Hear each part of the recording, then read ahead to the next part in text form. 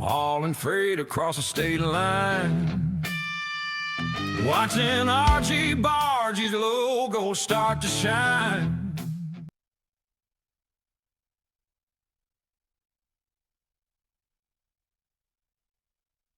G'day, RG Barge crew. Hope you're having a fantastic day today and your family's happy and healthy. All right, if you've been following my videos and watching my progression on building my truck rig, I suppose you could call it. It's a budget rig because I don't have a lot of money. You'll notice that I had got myself a indicator stalk, a budget-friendly indicator stalk off of AliExpress. And I actually had to make my own brackets for it to get it to fit properly to the Moza R5. And since then, I've been looking for an alternative to either get a bracket that I could use or another indicator stalk that would bolt straight onto the Moza R5. And the reason I was doing that is because a lot of people were asking if there was one because they've seen the one that I was using and how good it is and how good a quality it is. And they liked it so much, but they didn't want to be fiddling around with making their own brackets. So I've been hunting high and low, and I found another one on AliExpress. And as you can see on the screen here, that's what I've got here. I actually purchased it so that I could give it a try and see what the quality is like. And I have to say that it is a little bit better quality than the ones I got before. And it's about the same price, but it actually has its own mounting bracket. And it's extremely simple to mount up onto the Moza R5. And you can see from here on the images what it looks like. I'll run you through it. I've got some images of my own unpacking or an unboxing sort of video. It's images because I didn't have anyone that could hold the camera for me. I was home alone at the time. But as you can see, it fits behind the steering wheel, not a problem. It's got its own bracket and a nice look-alike carbon fiber front to it. It has all the functionality of the other indicator stalks that I've got. And it actually feels smoother. And the good thing about it is you don't have to buy the extension that you do with the Moza R5 indicator stalks. So you don't have to buy the extension, so you don't have your steering wheel sitting 15 centimeters above where it already is. So that's a saving of about 100 Australian dollars, I think. So it definitely works out cheaper. And like I say, I'm extremely happy with the quality. I have to give a caveat here or disclosure. I've only been testing it out for the last 2 days. But like I say, it's nearly identical in the makeup of the indicator stalks as to my old one, which I've had now for, I think, about 6 months, 3 months, something like that. Again, not sure. I got it months ago, and it's been operating flawlessly since. It is self-cancelling indicators. The indicator stalk here actually self-cancels. There is a small problem with it, but I'll show you that at the end of the video and how you can fix it. And it's only with if you've got a third-party wheel like I do.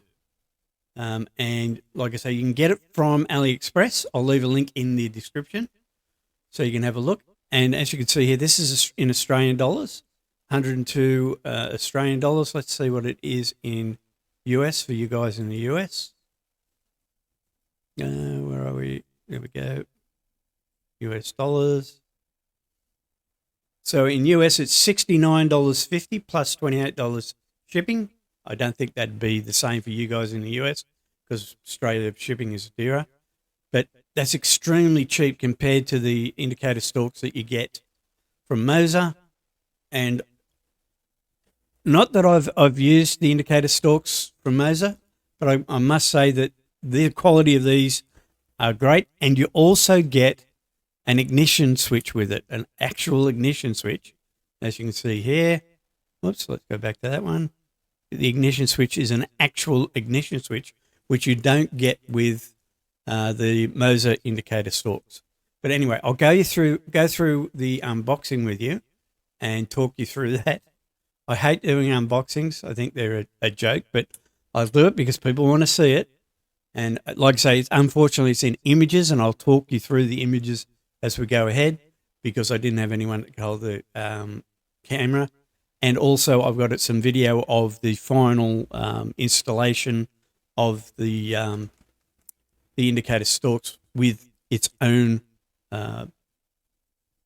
bracket. All right, so we'll do that now. Okay, so this is the unboxing. And as you can see, for you people that enjoy unboxings, that was the box. This is the box open. And this is the box without the stuff on top of it. And you can see it's packaged really well. This is the stuff outside of the box in bubble wrap. And this is outside of the bubble wrap, what's in the box. What's in the box? This is the indicator stalks before they're clipped in place into the backup. This is the QR code that you get with it that gives you all the installation instructions. This is them clipped in, which they clip in extremely securely. This is the final product, looking very snazzy, as you can see. This is the actual feature that you click onto your steering wheel so they self-cancel. And this is the old system on my rig. This is the new system on my rig. Okay, what I'm showing you here is the old system and the brackets that I use. I apologise for the shaky camera and that again. I had to use my phone camera, but I'm showing you the old brackets that I had to bodgy up to make it fit.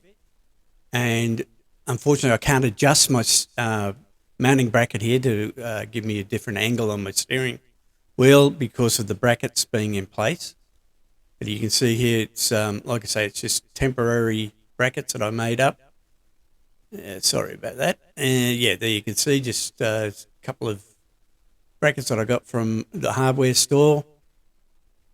You can see there that, like I say, I can't really adjust anything because I'm using the adjuster as part of the mount for the old stalks to mount onto. And it doesn't look real good. Apologise for the dusty look there, but that light on the camera shows up every speck of dust. Okay, so this is the new unit once it's installed, and as you can see, it's so much neater, and it's just a simple matter of sliding it into the top of the steering wheel between the top of the wheel base and the bracket, and then bolting it down. It really is that easy. And there's a little line, as you can see on top there, the white line, that shows you where to line it up, and away you go. It's so much neater, and I can adjust the mounting bracket so that I can put steering wheels where I want it. This is with the steering wheel on it to show you that it's all fits nice and snug. But if you have a look at the gap between the steering wheel kit or adapter, quick release, there's minimal space there. Extremely close to the opening. And this is one of the problems that you have with it, is that if you're using a third-party wheel like mine, it's not going to cancel out because you won't have enough room. And as you can see, this is with the normal steering wheel on it, and you've got plenty of room there, and it works fine with the normal steering wheel, and it'll work fine with the truck wheel. Not a problem. It will actually work like I say, with the standard truck wheel that you get with the Moza R5 and the race wheel, it will work, and the indicators will cancel out. Not a problem. Okay, so to fix the problem with the normal standard truck wheel and not having enough room for the actual canceller or actuator, whatever you want to call it, to be put on the quick release of the third-party truck wheel, you can actually purchase a small extension from AliExpress. This one's only, I think it's 6 centimeters in length, as opposed to the huge one that you get from Moza, and it's a lot cheaper. It's about half the price of that. So, for example, in US dollars, to get if you're looking at using it with the third-party truck wheel, you're looking at around about $120 US, as opposed to about $300, $400 for the Moza stalks and the extension. I think, don't quote me on that, I'm not sure what it is in American dollars, but in Australian dollars, for example, it's $350 just for the stalks, and then another $110 for the extension, which you have to have for the stalks. So for me to put the Moza stalks on with the extension, it would be just under 500 or just over 500 Australian dollars, as opposed to around about 200 Australian dollars for the setup that I'm using now. So works out a lot cheaper, and you get the bonus ignition switch, and it is extremely good quality. Nowhere near as good quality as the Moza, obviously, because Moza's designed for that. But as it stands on its own, it's extremely good quality. And like I say, being that I don't have a lot of money, when I can afford the Moza one, I'll probably get it and give it a try. But I'm happy with this the way it is right now for probably years to come. Because, like I say, the actual indicator stalks are true vehicle indicator stalks. They're not third-party made up for the game. They are actually off of a vehicle. So what I'll do now is I'll take you for a spin and show you it all in working order. Okay, so here we are in ETS2, and we've got the setup here. I'll just take this off, show you. Just turn the steering wheel off. That's one thing, if you're taking your steering wheel off while you're in game, quick releasing it, make sure that you turn the actual wheel base off, because sometimes what will happen is when you take it off, it detects that it's off and it starts going and going crazy. So always turn it off first, or at least in my case, that's what happens. Maybe I'm doing something wrong, I'm not sure. But like I say, when I take the steering wheel off while it's still turned on in game, it'll start chattering and carrying on. So just a word of advice. Okay, so as you can see there, it's a nice, neat package. Everything's looking nice and clean. Neat. Pay no attention to my wiring managing here, cable management, whatever you want to call it. Pay absolutely no attention to it, because I do so much testing and whatnot. It's really impossible for me to do any cable managing, because I've got to take cables off and put cables on. And if I did that, I'd be forever taking things apart and putting them back into things. So I leave cables just floating. That's the way I work. Okay, so as you can see, yes, everything's here. Everything's neat. Everything's working fine. So to put this back on, it's a little bit hard. I don't know if I just mentioned that. It's a little bit harder to get the wheel off with a quick release. But all you got to do is come from the back, push it up, and it pops straight off. So it's not really that hard. It's just different. And then when you're putting it back on, click it into place, and away you go. And it's ready to rock and roll. So we'll turn that back on now. Make sure it's on. Yep, there we go. It's on. All right. So what you can see on screen is, let's get rid of that, is up in the top right, and let's get the head tracker right. In the top right is the actual truck in the game. And what I've done is I've actually increased my wheel cam so that you can see all the functions and whatnot. So the first thing you're going to want to do is turn the ignition on. The ignition's down here on the right. We turn that on to give power to the truck. And we'll pop outside so you can see the actual lights working. You can see what I mean about everything working. So first position on this side is your parkers, or drive lights, whatever you want to call them. As you can see, the lights, I don't know if you can see it clearly enough, but the lights on top and the lights on the bull bar lighting up when I put it into drive lights. Then the next one is your normal lights, your normal headlights, and then by pressing it forward, you've got high beam. The drive lights, or parking lights, whatever you call them. I don't know why they call them drive lights, because you really actually have to have them on, which is just your normal headlights, low beam. But anyway, that's what you guys call it in the US and UK, I think. Here in Australia, we call them park lights. So when you're parking the truck up, the lights are on. Drive lights, yeah, I probably got it right. Anyway, so yeah, flashes or light on, whatever you want to call it, and then high beam, works great. Now we'll jump back into the cab, for this to show you the indicators. You might not be able to see it as well in the top right, but you'll see it up here. You can see the indicator working there. Indicator on the right, working fine. And if I was using the standard wheel with the actuator, when I turned it, it would cancel out, but because I'm not doing that at the moment, I've got to cancel it by hand. But again, once I get the extension for it, it'll cancel itself out, not a problem. So on this side, we have the windscreen wipers, the Weaver Screepers, as we call them, the Weaver Screepers. And you've got your off position, which is in right now. You've got your auto, so when it's raining, it will automatically detect that and switch on. Then you've got low, and you've got high. And low, auto, off. And if you push or pull the stalk towards you, it does the one wipe. One wipe and you're done. So yeah, one quick wipe.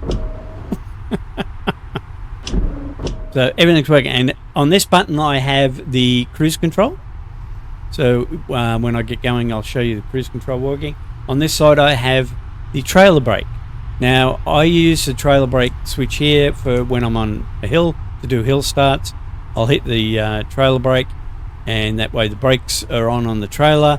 I'll load up the clutch, and as it starts to move away, I'll release the trailer brake, and away you go. Now with 1.58 update, they've actually included a hill start feature. So this may be used for something else now, because depending on how the hill start feature works, I may not actually have to use the trailer brake or trailer brakes on hills now. Maybe it will work. And if it does, I'll end up programming or binding this for something else. Don't know what yet, but we'll find something. And yeah, so that's it. So what we'll do now is we'll go for a quick drive, show it all working. I've now turned the ignition on, turn it back off again, turn it back on again. Just like a normal car, you've got to push it forward and then it will spring back, just like in a normal vehicle. Sorry. Okay, let's go. Yeah, put it in gear.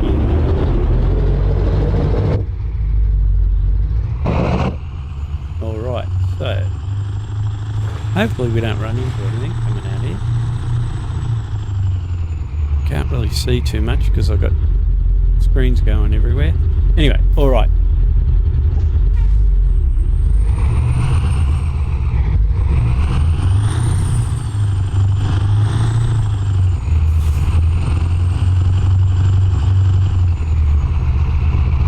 All right, so your indicator. Turn the indicator on. And away it goes. And you're going to let me in. Yes, you are. Good. Now it would normally cancel out, like I say, by itself, but because I don't have the adapter on there at the moment, it's not cancelling out, but it does. Believe me, it does cancel out. So I've got to do that by hand at the moment. Now what we'll also do, I'm over revving the engine because I'm not watching what I'm doing. What we'll do is we'll go for a drive along the freeway here and show you how the cruise control works. But like I say, your wipers all work. I'm loving this because it makes it feel so much more like realistic type stuff.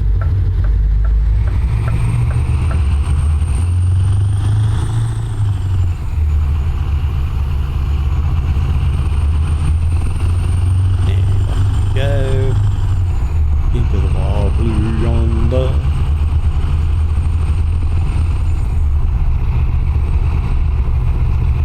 Don't know what the speed limit is. Anyway, if I put cruise control on and you look at the, I don't know if you can see it very good, but if you look at the tachometer, looks like it's a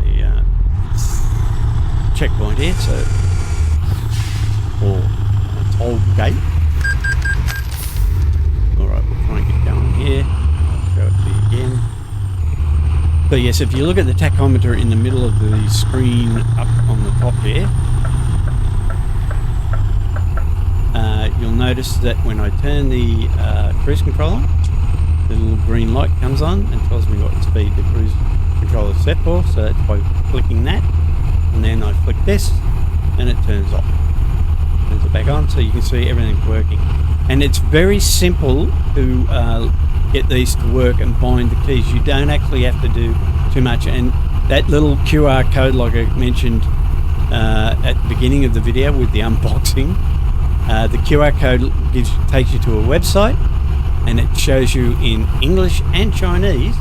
So if you like to read Chinese stuff, it shows you in both English and Chinese how to install everything, and it gives you a link to download a small program that you use to bind all the keys, and it's done. It really is simple. If you have any problems, you can always go over to my Discord and ask me there how to do it, and I can walk you through it. But yeah, like I say, loving it. So and what I'll do now is I'll show you because I've been getting a lot of questions about my studio, because I mentioned a couple of times about my studio being extremely small, and that I haven't got much room in here. That'd be right, I can't get through here. Anyway, alright, that's alright, we're finished with it now. So yeah, I mentioned how small my studio is because I'm in a very cramped environment. So I've taken a photo and put a bit of a measurement in there to show you how big my studio is, or how small it actually is. And as the saying goes, you can't even swing a cat in here, it's that small. And I wouldn't swing a cat anyway because I love my cats. That's why there's always a cat on the dash of my truck if I can help it. And yeah, so I'll leave that with you now. I'll say goodbye for now, and I'll just show you that. And hopefully you enjoyed it. If you did, share it with your friends. Tell them all about it. They might want to have a look at the indicator stalks, because like I say, it's an extremely cheap way of doing it. And they're very good quality. I can highly recommend them. Like I say, they're exactly the same ones as the ones I'm using already, but with a proper bracket. So yeah, and I can vouch for the quality because I've had no problems with the ones that I've been using so far. And yeah, anyway, so yeah, subscribe if you haven't already. It's free, most well, really helps me out. I'd appreciate it. And like I say, I'll leave you with the pictures and the images of my studio. So catch you in the next one. Bye for now.